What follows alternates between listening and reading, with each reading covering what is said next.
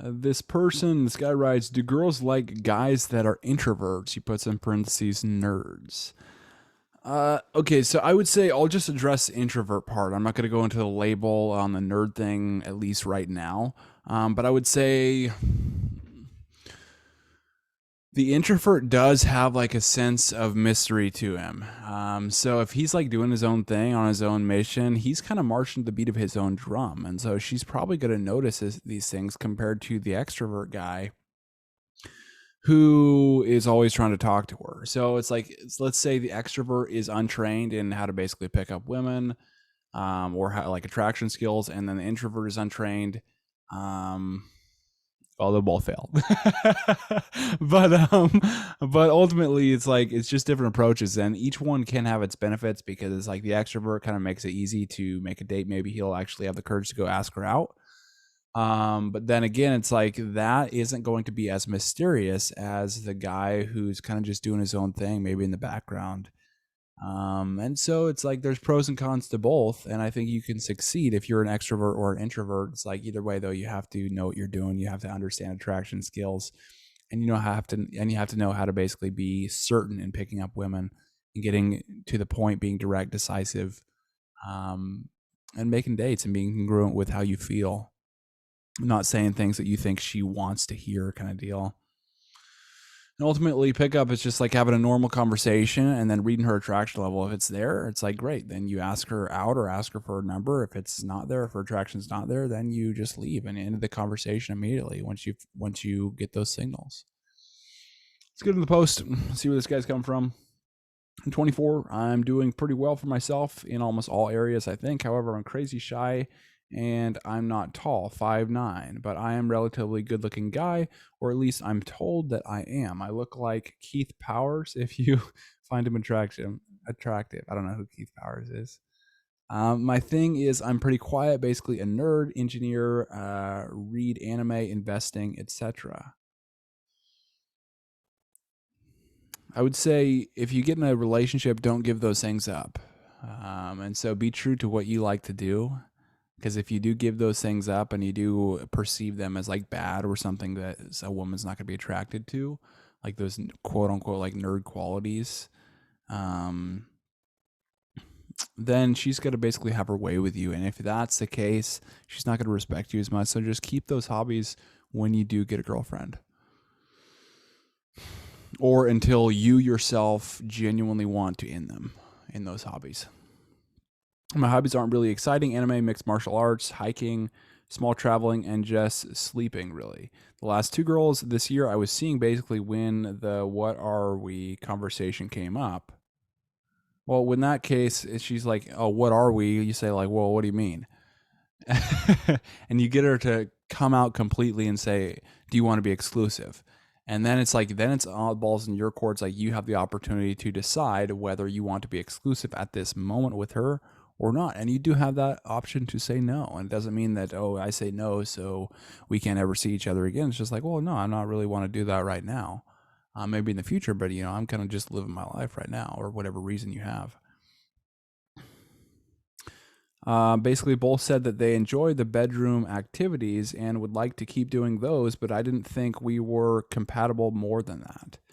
Okay, so you're the one probably bringing up these conversations because they're rejecting you. So you have to wait. You have to be a little more patient, man. So it's like usually if you're doing everything right, it's like at the 2 month range when she wants to be exclusive. You're probably cutting that short and you're probably not doing everything right. So you're going to extend that date out probably because she's not going to totally trust that you're in your masculine, know how to lead the relationship, not totally attracted to you. In maybe just a few different areas that you're kind of making some mistakes in. So that's going to extend that. And then probably you're even, let's say you're bringing this up at like the month range. It's just too soon. You have to wait and basically progress through that dating process and let her bring up her feelings towards you first, and her wanting to be exclusive, her bringing that up to you first. Because you have to understand that women often fall in love and attraction at a slower pace than guys do. Guys are pretty visual. It's like they can just be totally attracted, already picturing their whole lives together just by seeing a beautiful woman. Whereas women aren't always like that. And it's usually the case when it's like the whole process it just takes much slower. And that's why it's like guys, when they say, oh, I like you or something like that, one, it eliminates all the mystery. And two, it's just like going way, way too quickly. And so from his standpoint, it's like he needs to let her bring up being exclusive and not him doing it himself. Honestly, I've heard this feedback about 5 to 6 times now. So he's been doing this over and over again. It's like, well, just fix that pattern. It's an easy thing to fix. It's just wait a little longer. Maybe wait another month, dude. In the past 2 years now, and I'm starting to get a little worried. Well, it's just a simple pattern that you can fix and then basically completely shift the results that you get.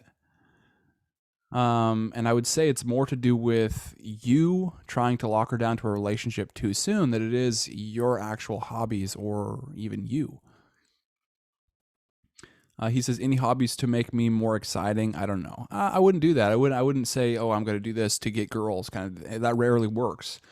Oftentimes you see guys at the gym, it's like their whole motivation is to get 6-pack abs or something because that they think that's going to get them girls.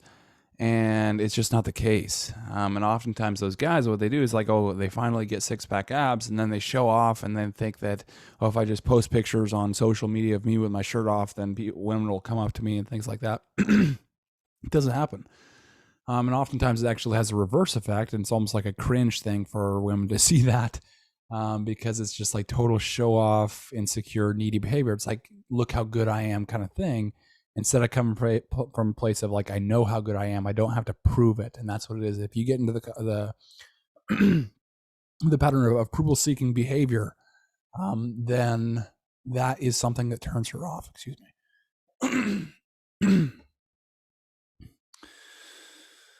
So I wouldn't go into a hobby just to get girls. I don't want to completely change who I am, but if something makes me more appealing, I can maybe look into it. Yeah, the thing that'll make you more appealing is to learn about relationships, learn how attraction works, learn how to act in relationships, learn the pace that you have to go, learn how to communicate better with the differences between men and women, all the stuff I cover in those products. And I'm also working on right now, probably like 2/3 of the way done with it. As far as it's just comebacks, everything you can basically say in relationship context. I'm at like 22 pages, I think, right now, but I'm going to split it up, I think, into another product that's kind of like construction worker, because it's like some of them are comebacks that you could say to somebody. It's like another guy or something like that. But super useful, super fun to make. I find myself laughing and stuff in the coffee shop when I'm just kind of copying everything down. But that'll be available soon. And with that, it's like, again, I just summarize. It's more about the processes that this guy's leading the relationship through than it is the hobbies and specific things that he has. And if he just corrects a few simple patterns, it's like he'll just completely shift his basically trajectory to failing multiple times in a row to succeeding multiple times in a row, or at least having a drastically higher chance of success.